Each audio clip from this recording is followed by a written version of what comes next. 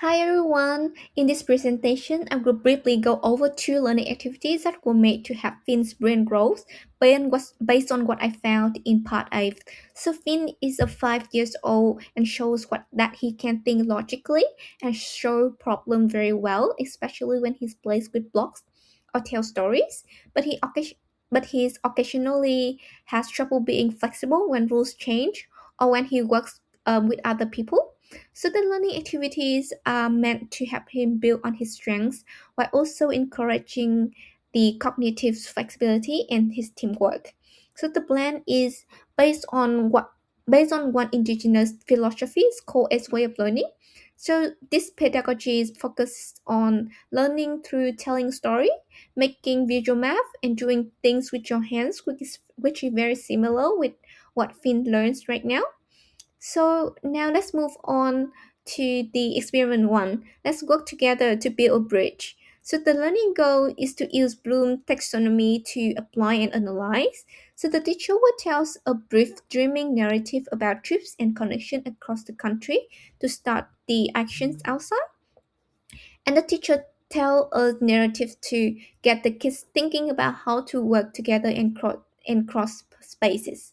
So after the reading, the kids will work in a small groups to make a bridge out of things that they are in natural or recycle.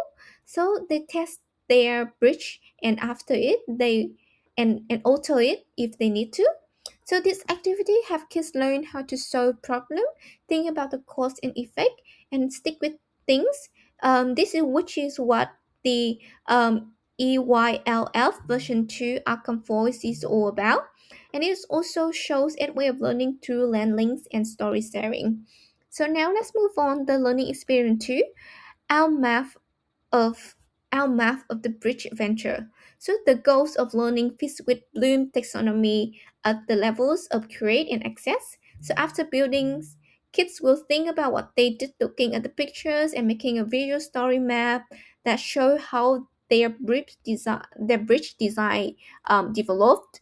And this activity will have keep thinking and putting things in order and thinking and talking to each other. So which is in line with the EYLF outcome 4 and outcome 5. And it also shows 8 ways of learning with maps, symbols, and pictures.